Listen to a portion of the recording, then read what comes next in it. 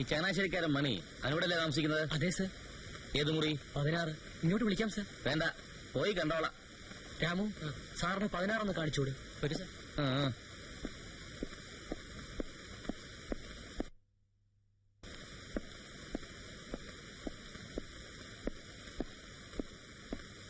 ഇതാണ് sir room. അവനില്ലല്ലോ. എന്നാ കുളിക്കായിരിക്കും sir. Bathroom പുറത്താ. എവിടെ?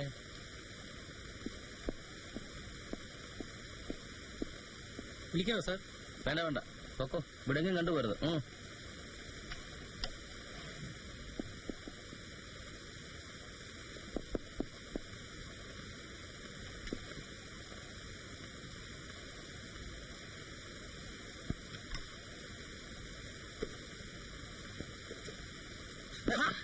തുണി വെച്ച് കാണിക്കുന്നു, എടുത്ത് കൊടുക്കണ. എന്തിനാ സാർ ഇങ്ങോട്ട് വന്നത്? ഞാൻ അങ്ങോട്ട് പതിവ് എത്തിച്ചേക്കായിരുന്നല്ലോ. നാളെയല്ലേ 30-ാം തീയതി? അതോ ഇന്ന് വേണോ?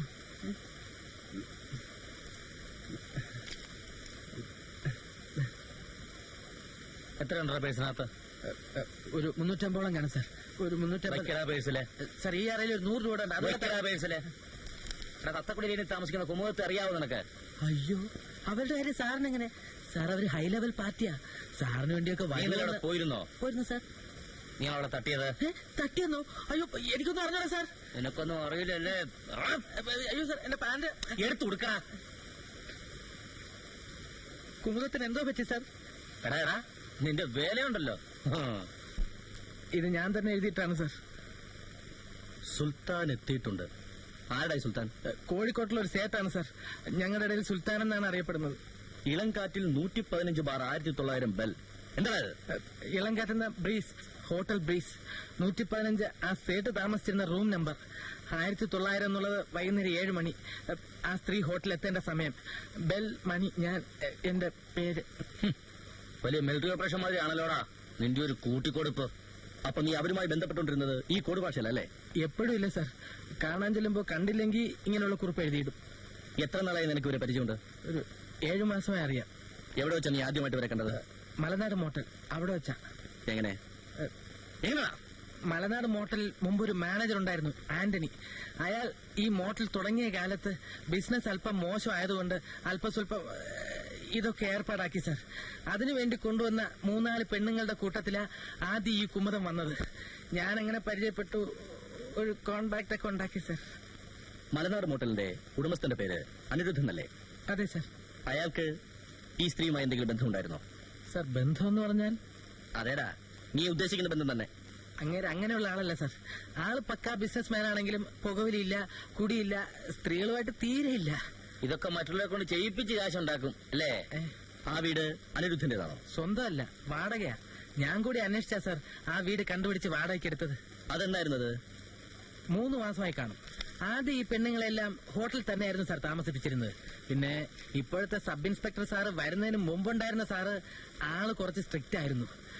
അപ്പോ ഹോട്ടലിൽ ചില റെയ്ഡൊക്കെ നടന്നു. ആ സമയത്ത് അനിരുദ്ധൻ സാറ് പറഞ്ഞതനുസരിച്ച് ഞാൻ വീട് തേടി കണ്ടുപിടിച്ച് ഈ പെണ്ണുങ്ങളെല്ലാം അങ്ങോട്ട് മാറ്റിയത്. എന്നിട്ട് ബാക്കിയുള്ളവരൊക്കെ?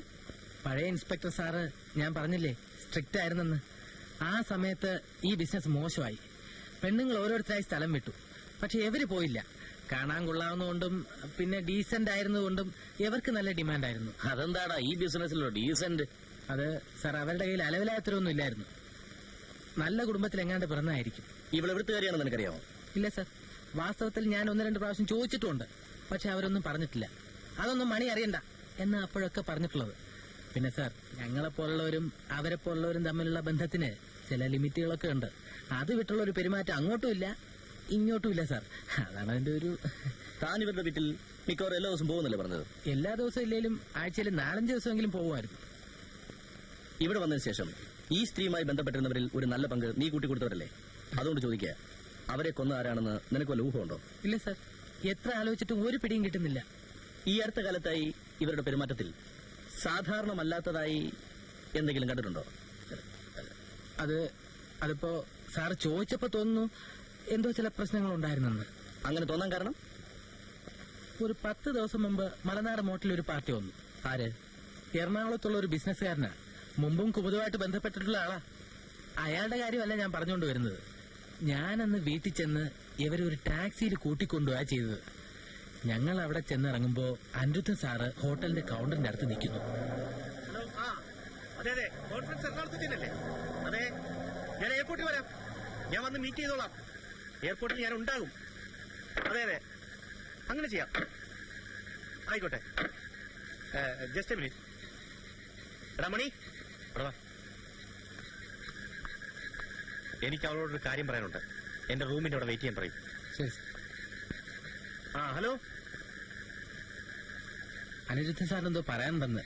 പുള്ളിയുടെ മുറിയുടെ അവിടെ നിൽക്കാൻ.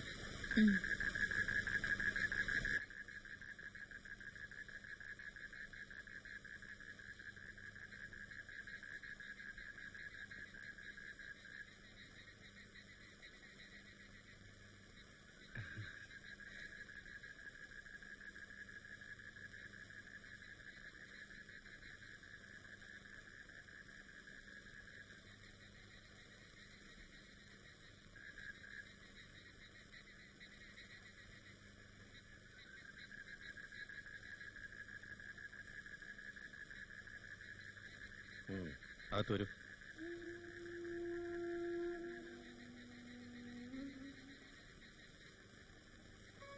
പറഞ്ഞാൽ കേക്കില്ല അല്ലേ? ആ ബന്ധം കട്ട് ചെയ്തേക്കാൻ നിന്നോട് ഞാൻ പറഞ്ഞതാണ്. അതിനിപ്പോ എന്തുണ്ടായി? അയാളുടെ അളിയൻ ഇവിടെ ഫോൺ ചെയ്തിരുന്നു. നീ എവിടെ താമസിക്കുന്നതെന്നൊക്കെ ചോദിച്ചു. എനിക്ക് ഈ പൊല്ലാപ്പിലൊന്നും പറ്റത്തില്ല. നീ വേറെ എവിടെന്ന് വെച്ചാൽ പോയി താമസിക്കും. ഇല്ലെങ്കിൽ ഇവിടുന്ന് സ്ഥലം വിടാൻ നോക്ക്. അങ്ങനെയൊന്നും ഭീഷണിപ്പെടുത്തണ്ട. ഞാൻ ആരുടെയും ചെലവിലൊന്നല്ല കഴിയുന്നത്. പിന്നെ ഞാൻ നിർബന്ധിച്ചിട്ടല്ലല്ലോ അയാൾ എന്റെ അടുത്ത് വരുന്നത്. അയാളുടെ ഇഷ്ടമാ. വരണ്ടാന്ന് പറയേണ്ട കാര്യം എനിക്കില്ല. ഒരു കുടുംബം കലക്കുന്ന ഏർപ്പാടാണിത്. അത് കുടുംബമുള്ളവരാ നോക്കേണ്ടത്, ഞാനല്ല. ഏതാ റൂം? Room number 3.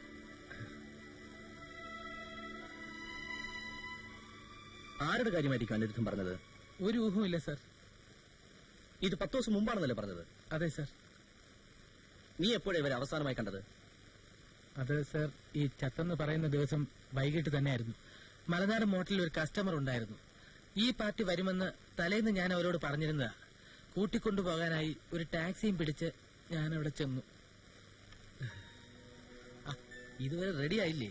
7:30 ഞാൻ വരുമെന്ന് ഇന്നലെ പറഞ്ഞിരുന്നാണല്ലോ. ഇന്ന് എനിക്ക് പറ്റില്ല. മണി പൊയ്ക്കോ. അയ്യോ, എന്തു പറ്റി? സുഖമില്ലേ? ആ, എനിക്ക് നല്ല സുഖമില്ല. അതൊന്നും സാരമില്ല. നേരത്തെ പരിചയമുള്ള പാർട്ടിയല്ലേ. വന്നൊന്ന് മുഖം കാണിച്ചൊന്ന് തൊട്ടും പിടിച്ചോ കൊടുത്തിട്ടെങ്കിൽ പോന്നാ മതി.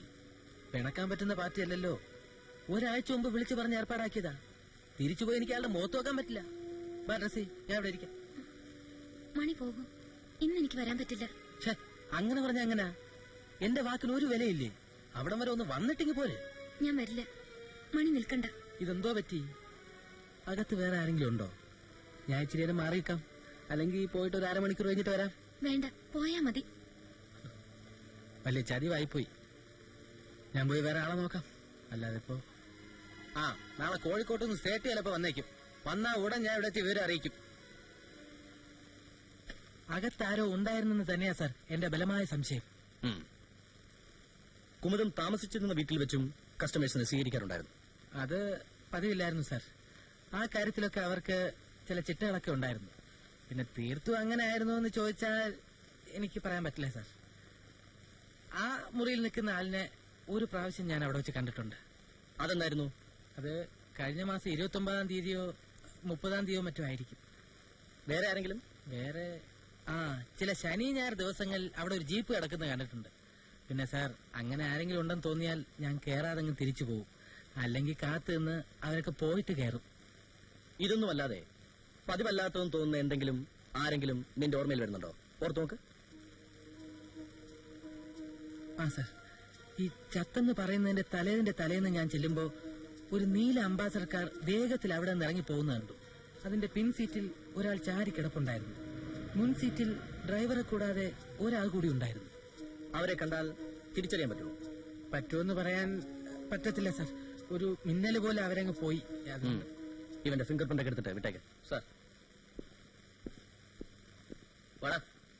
എടാ, നിന്റെ വിരലടയാളം ഇനി ഞങ്ങളുടെ ഫയലിൽ കാണാം. നീ ഇനി കൂട്ടിക്കൊടുക്കുമ്പോഴേ എങ്ങും കയറി പിടിച്ചു കളയരുത്. അടയാളം ഒന്നും വീഴിക്കരുത്. പിന്നെ കുറച്ചു ദിവസത്തേക്ക് അതിന്റെ ബിസിനസ് ഒക്കെ നിർത്തിയേക്കണം. ശരി സാർ. മര്യാദയ്ക്ക് ജീവിച്ചില്ലെങ്കിൽ നിന്നെ എടുത്ത് ഞാൻ അകത്താക്കും.